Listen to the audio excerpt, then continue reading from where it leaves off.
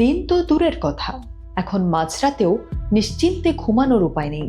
রাত ৩টা ২,৫০০ megawatt load shedding. হ্যাঁ, আপনি ঠিকই শুনেছেন।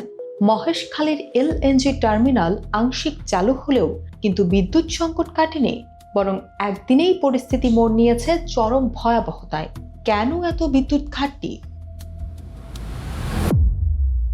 কক্সবাজারে মহেশখালীর ক্ষতিগ্রস্ত ভাসমান এলএনজি টার্মিনাল থেকে জাতীয় গ্রিডে আংশিক গ্যাস সরবরাহ শুরু হয়েছে ঠিকই, কিন্তু সাধারণ মানুষের ভোগান্তি কি কমেছে? উত্তর হলো না। বিদ্যুৎ সংকট কাটার কোনো লক্ষণ তো নেই, বরং দিনের পাশাপাশি এখন মাঝ রাতেও সমান তালে শুরু হয়েছে লোডশেডিং। এমনকি সরকারি ছুটির দিনেও ছুটির আনন্দ বিষাদে পরিণত হচ্ছে। ছুটির দিনে সাধারণত বিদ্যুতের চাহিদা কিছুটা কম থাকার কথা, অথচ দেশের বিভিন্ন এলাকায় ২.৫ থেকে প্রায় ৩,০০০ মেগাওয়াট পর্যন্ত বিদ্যুৎ ঘাটতি দেখা গেছে। বিদ্যুৎ খাত সংশ্লিষ্টদের তথ্যের দিকে তাকালে আটকে উঠতে হয়। বিকেল ৫টায় যখন দেশের বিদ্যুতের চাহিদা ছিল প্রায় ১৮,৮৯৬ মেগাওয়াট, ঠিক তখনই লোডশেডিং করতে হয়েছে ২,৫৩৪ মেগাওয়াট। এর কিছু আগে বিকেল ৩টায় ১৫,৩৭৭ মেগাওয়াট চাহিদার বিপরীতে লোডশেডিং ছিল প্রায় ৩,৫০০ মেগাওয়াট। সাধারণত সকালে বিদ্যুতের চাপ কম থাকে, কিন্তু এখন সকালেও মিলছে না স্বস্তি।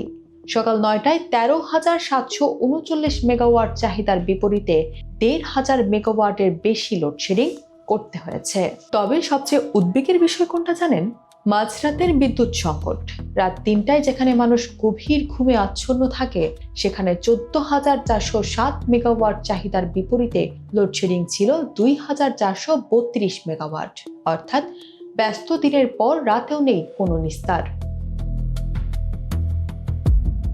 অথচ এর আগের দিনের চিত্রটি কিন্তু সম্পূর্ণ আলাদা ছিল।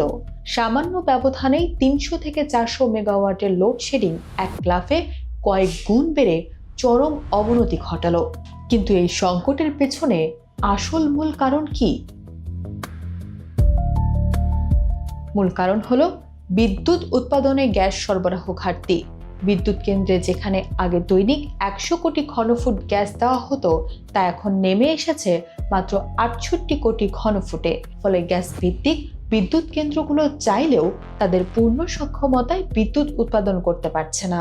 তার উপর আবার পাওয়ার্ড বাই পায়রা বিদ্যুৎ কেন্দ্রের একটি ইউনিট বন্ধ থাকায় সেখান থেকেও পর্যাপ্ত বিদ্যুৎ পাওয়া যাচ্ছে না। যদিও মহেশখালীর এলএনজি টার্মিনাল থেকে আংশিক সরবরাহ শুরু হয়েছে এবং পেট্রোবাংলা আশ্বস্ত করেছে যে দ্বিতীয় বয়লার চালু হলে পরিস্থিতি কিছুটা স্বাভাবিক হতে পারে, কিন্তু দৈনিক ৩৮০ কোটি ঘনফুট চাহিদার বিপরীতে এই সরবরাহ এখনও অনেক কম। ফলে বিদ্যুৎ পাওয়ার এই যুদ্ধ সাধারণ মানুষকে কতদিন লড়তে হবে তা এখনই নিশ্চিত করে বলা যাচ্ছে না।